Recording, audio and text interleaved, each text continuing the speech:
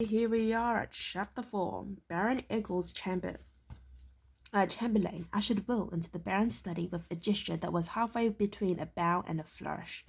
"The new ranger, my lord," he announced, as if he had personally produced him for the Baron's pleasure. Will Treaty." Ergo rose from behind the massive desk that was the dominating piece of furniture in the room. He was an exceptionally tall and thin man, and for a moment, seeing the long pale hair and the black clothes, Will had the shocking sensation that he was looking at a reincarnation of the evil Lord Morgarth, who had threatened the peace of the kingdom during Will's youth. Then he realized that the was grey, not dead white as Morgoth had been, and Ergo, although tall, stood nowhere near Morgoth's height. The moment passed, and Will realized he was staring at the Baron, who stood waiting with his hand outstretched to greet him. Hastily, Will moved forward. Good afternoon, my lord," he said. Ergo pumped his hand eagerly. He was aged around 60, but still moved easily. Will handed him the parchment containing his official orders of appointment. By rights, the guard at the drawbridge should have taken it and had it delivered to Ergo for inspection before allowing Will access to the keep.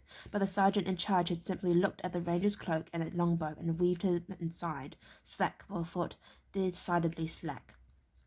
"Welcome to Seacliff, Ranger Treaty," the Baron said. "It's a privilege to have one so distinguished in our services." Will frowned slightly. Rangers didn't serve the Baron they were attached to, and Ergo should know that. Perhaps, he thought, the Baron was trying to assume authority by the simple expedition of implying that it existed. "We serve the king, sir," he replied evenly, and the slight shadow that flickered across Ergo's face told him his suspicion was correct. Ergo, seeing a ranger so young, may well have been trying it on, as Holt would have put it.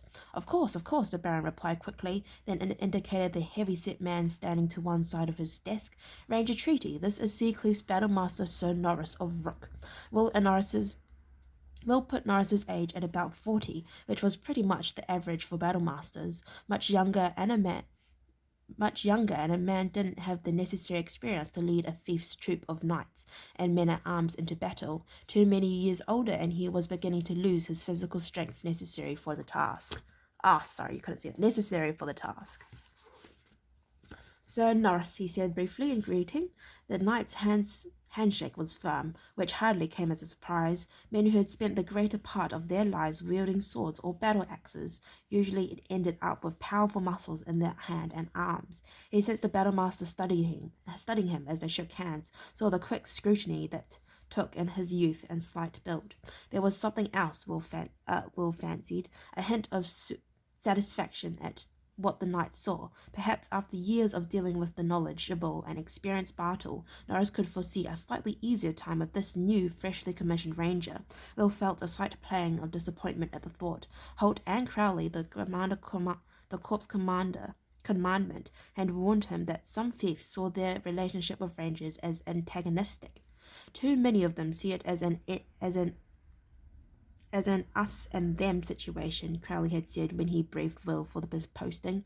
After all, it is part of our task to keep tabs on them, to assess their battle readiness and their level of skill and training. Some barons and battlemasters don't like that. They like to believe they're running their own race, and they don't care to have rangers watching over their shoulders. That had never been the way at Castle Redmont, Will knew, but then Holt and Harold had an excellent relationship and a deep level of mutual respect. He filed the thought away as he made polite small talk in reply to Norris's and Ergo's questionings to his trip. Ergo, he realized, was inviting him to dine with them in the castle. He smiled politely as he offered his apologies. "Perhaps later in the week, my lord. It's not fair for me to disrupt your household. After all, you had no way of knowing that I would arrive today, and I'm sure you had already finalized plans for the evening." Of course, later in the week, when you're settled in," the Baron agreed. He was a likable enough person, Will felt, in spite of his attempt to subtly undercut Will's authority. His smile was warm and welcoming. "Perhaps we can send something from our kitchens to you later, no? For you later on. No need for that, my lord. The woman Edwina has already left me a very creditable beef stew. From the aroma of it, I'll be more than satisfied for the evening. Egil smiled in reply. "She's a fine cook, that's the truth," he said. "I tried to tempt her to work for us here in the castle, but to no avail, I'm afraid." Norris took a seat on one of the long benches that flanked the desk. "You've moved into Bartle's cottage, then?" Will nodded. "Yes, Battlemaster. It seems comfortable enough." Ergol gave a short bark of laughter. "With Edwina's cooking laid on, I should think so," he agreed, but Norris was shaking his head. "Far more efficient for you to move in here at the castle," he said. "The Baron can let you have your own suite of rooms, a lot more comfortable than a rickety cabin in the woods, and you'd be closer of hand if we needed you." Will smiled, recognizing the ploy behind the innocent suggestion. By moving into the castle, he would be taking the first step towards a subtle shift in control. It mightn't happen immediately, but relinquishing his independence would be the thin end of the wedge. Also, the statement that he would be closer hand to if they needed him held an unspoken implication that he was the castle's beck and call. He was aware that Ergo was watching him closely, waiting for his response. "The cabin is fine, thank you, Battlemaster," he said, "and it is a tradition for rangers to have their quarters apart from the castle." "Well, yes, traditional," said Norris dismissively. "Sometimes I think we give too much importance to things that are traditional." Ergo laughed again, breaking the slightly awkward silence that followed Norris's words. "Come now, Norris, we all know how the Rangers value tradition. Just remember," he added to Will, "the offer stands. If that cabin grows too cold and draughty in the dead of winter, you'll always have a suite of rooms available here in the keep." His quick glance told the Battlemaster that the subject was not to be pursued further. To his credit, Norris shrugged and complied. Will could really blame them for trying to influence him. He couldn't imagine how galling it might be to have someone quietly standing by day in, day out, watching over your shoulder as you went about your work, submitting reports to the kings on your on your abilities and activities, particularly when that someone was as inexperienced as he was. At least it seemed he had managed to refuse the advances without causing offence. "Well then, Ranger Treaty," Ergol began, and Will held up a hand. "Please, my lord," he said, "I'd be happy if you would simply call me Will."